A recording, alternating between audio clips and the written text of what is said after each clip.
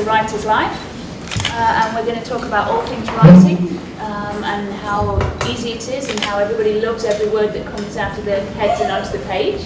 Mickey Brent is a multicultural LGBTQ author with Bold Strokes Books, who writes quirky stories about diverse cultures, languages and lifestyles. Mickey's objective is to offer readers a more fun, light-hearted and romantic view of life. Her first novel, Underwater Vibes, At the Back of the Room, is a contemporary lesbian romance showcasing a unique cast of characters thriving in Brussels, Belgium. Its sequel, Broad Awakenings, At the Back of the Room, was published in 2018 and features breathtaking Greece. For once, Hélène felt so good she forgot where she was. Reaching her arms high into the air, she began dancing on the tips of her toes.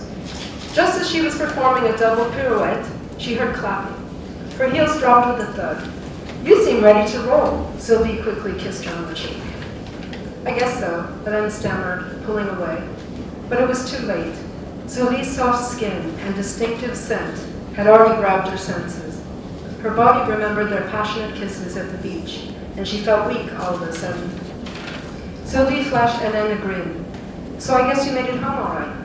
She tugged the string around her waist. Hélène caught her breath as Sylvie removed her sweatpants, revealing her smooth, muscular thighs. Shedding her sweat jacket, Sylvie pulled her t-shirt over her head. Masses of black curls tumbled onto her broad shoulders. Having a think, the question is, what do we find difficult to write? Sometimes if I'm writing action and then I have to stop and do some research, I find that a bit hard because it kind of really interferes with the flow. So is it action or actual action? No, action. Action.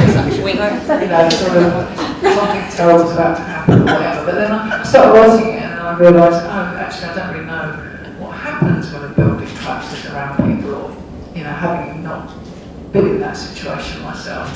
So I'm a bit it's really like you sort of go very loud and then you go very quiet. Okay, so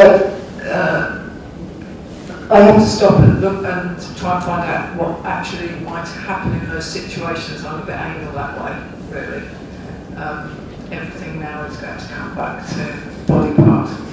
And I can't think of anything else to say, but I think someone else should. So, Carrie, what kind of scenes do you find difficult to write? Weirdly, medical ones. Yeah. This scene that I'm going to read from is a medical one because, for those who don't know, I'm a paramedic. I've been a paramedic for 17 years. And I think it's the pressure of wanting to get it right but not wanting to over-medicalise it, because obviously readers generally don't have any kind of in-depth medical knowledge. So it's finding that balance between chucking technical terms in and getting the methodology right, but also not bamboozling people with a load of detail that are either unnecessary detail to technical detail, me being arsey, going, look at what I know sort of thing, but also keeping it. I hate inaccuracies. I hate inaccuracies in other books. I can't. My wife won't let me watch Casualty, anything like that. She just makes me switch it off because it's just not right. Why isn't that drip dripping? They're never going to get better if the oxygen's not on. That kind of thing. So trying to sort of balance out what I know with what I need to write down is really difficult.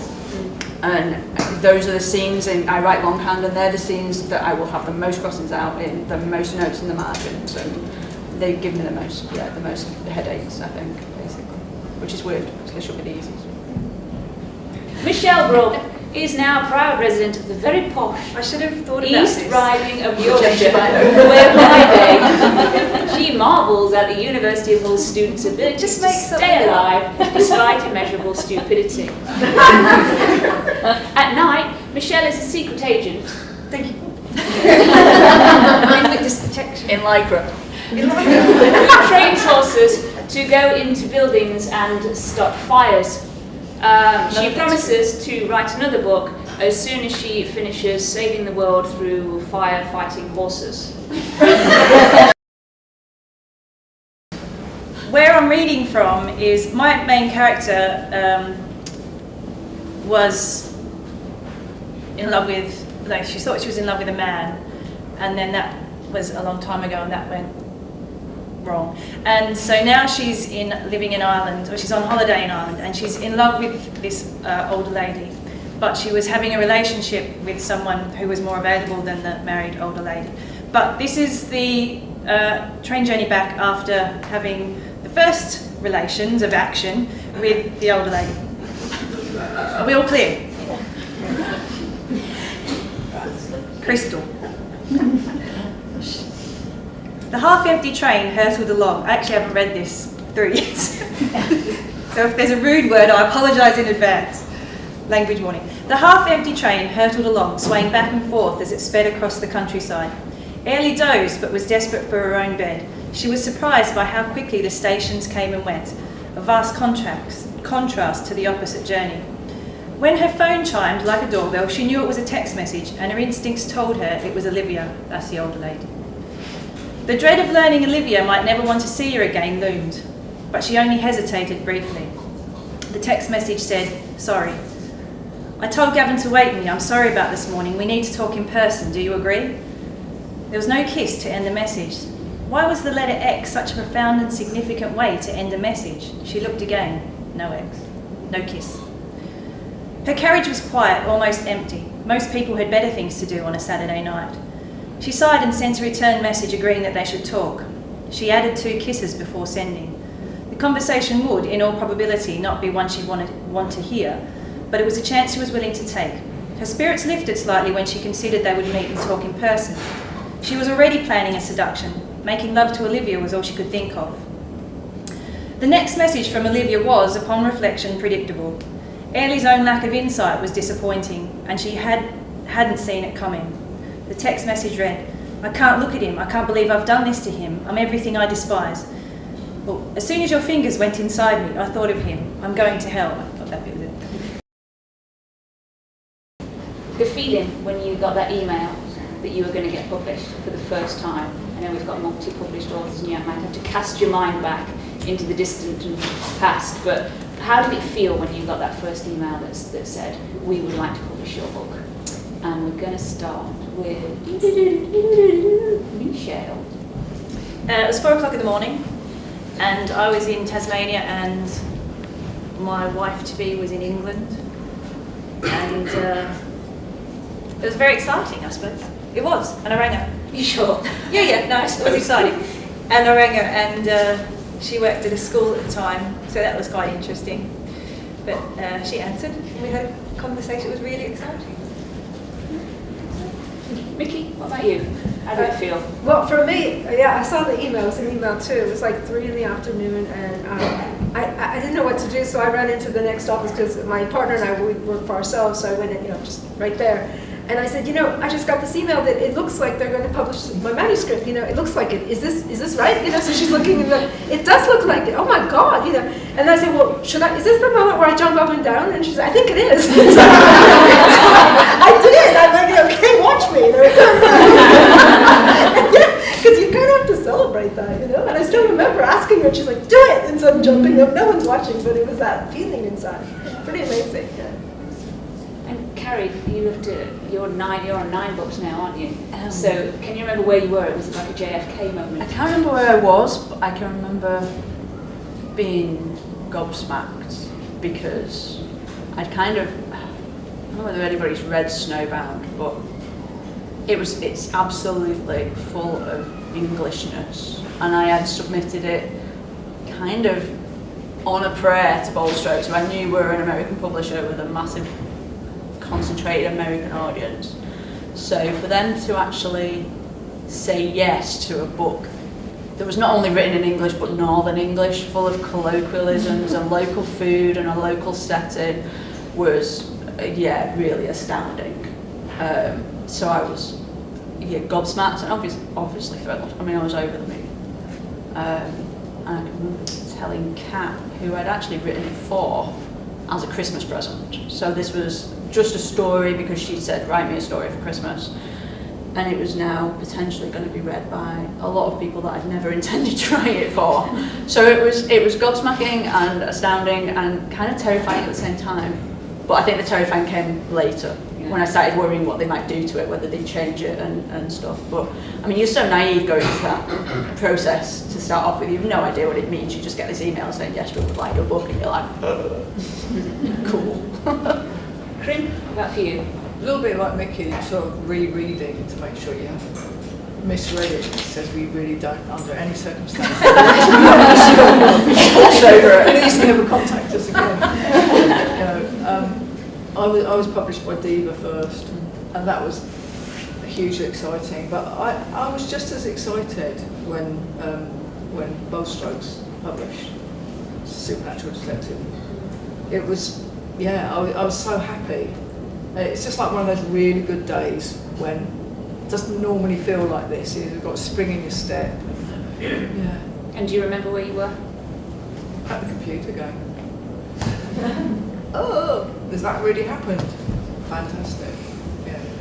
I don't remember what day it was or the time of day. I remember mine coming through on a desktop. It's that long ago. It was actually a desktop computer, not a phone or anything. Carrie lives in the northwest of England with her cat. Now with her wife, their cat, in a field full of sheep. She works as a paramedic and dreams up stories in her spare time. She enjoys plodging. Is that a new word? Or does No, it you're just kind of stomping through. Plodging along muddy paths in the Peak District, being an unofficial shepherdess and watching frogs in her pond. In the summer, she can usually be found sitting in the garden with her feet up, scribbling in her writing pad. She has 7 novels under her belt, with her 8th, Breathe, due for release in September. I need help out here, Jem shouted into her radio. This lad's about to arrest and I can't move him on my own. Police are en route, her dispatcher said. No ETA. Thank fuck for that, she muttered. Then, louder.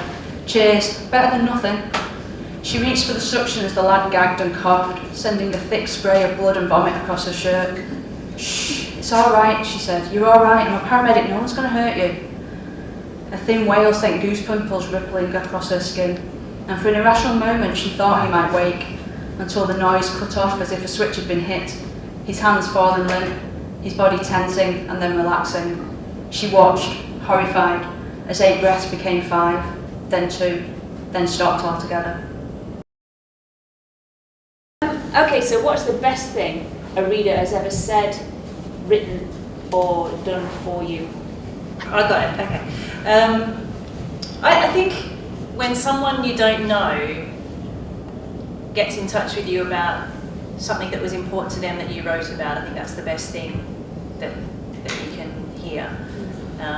So people, I've received emails and things like that, and they've just said, I've read such and such, and this was important, and this is why, and they feel compelled to contact you, and that's what I like. I think you've obviously really affected someone with your amazing empathy, which is what I possess, nothing else, but you've obviously affected them in some way that they've felt compelled to email. I don't think I've ever emailed an author. Maybe I have. No, I don't think I have. So I think that is a lot. It's a lot for someone to do, and that's what I find quite important. That's a perfect answer. Excellent. Carrie, what about you? Best thing anybody's ever said or written? Best thing anybody's ever said. I did have somebody who actually said that my books had helped her come out. I'd given her the balls to actually admit that she was gay and brought her out of the closet. So that was really, it obviously it meant a lot. But anybody who sends any kind of feedback, good feedback, positive feedback, it's nice to see gay characters. It's nice to see representation. I want to go to the Peak District. You know, things like somebody's put, the Peak District's now on my bucket list because you describe it beautifully. I want to go there and fall in a bog. Anything like that. Anybody who takes the time to actually contact an author, because it takes guts to do that, I think. And on a lighter note, I got 2 bags of really, really nice Haribo today from a reader that I'm addicted to. We don't get it over here anymore, so thank you, Isabel. But no, yeah, any kind of feedback is great, and even if it's just a review, any kind of review, positive feedback, it all helps. Please keep sending it. Mickey? I was thinking of something else, but when you said that about helping people come out, that's true. Like recently I've been talking into churches about my coming out story and also with my books, just because my third book has some religion in it and contrasting atheism with Catholicism and things. And there was this woman that came up to me and and she whispered and she said, "Oh, thank you so much." And she bought both books and she said, "No one knows that I'm gay but me, you, and the pastor." Okay? And she goes, "I can't wait to read these. And thank you so much for doing what you're doing." And so that to me was really gratifying. And the first thing I was going to say was my first fan, I remember I'd just spoken in a library and I get this email from this guy, and he was elderly, he was straight, and he bought the book without knowing what it was or who I was, because there were 3 authors and he didn't know. And he wrote me and he said he really enjoyed the book, that it worked, and it was exactly not what he was expecting. So that was also very complimentary. I think representation is really important. Somebody contacted me to thank me for having a Trinidadian character in Supernatural Detective. And one of the reviews I like best of Supernatural Detective was these words: "Great beach read, passed it round to all my friends, never got my Kindle back." Claxton, the author of the vampire novel Scarlet Thirst and the award-winning ghost mysteries The Supernatural Detective and Death's Doorway, both available at the back of the room. Corinne lives in London writing novels and lighting shows for theatre. Felicia stared at the neat lines of pills on the pock-marked table next to the bed and felt nothing. She didn't remember lining them up. She couldn't remember checking into the dark and grubby motel room, but there she was. It stank of damp and alcohol. An upturned bottle of red wine formed a sticky crimson pool on the mottled orange carpet. The image should have made Felicia nauseous, but she was empty. Felicia was exhausted. Her body was drained and her mind dull. Her cheeks were wet from crying. It was all she could do lately. Does anybody have any questions? Can we have any questions from the audience? Any brave souls that have got burning desires to grill?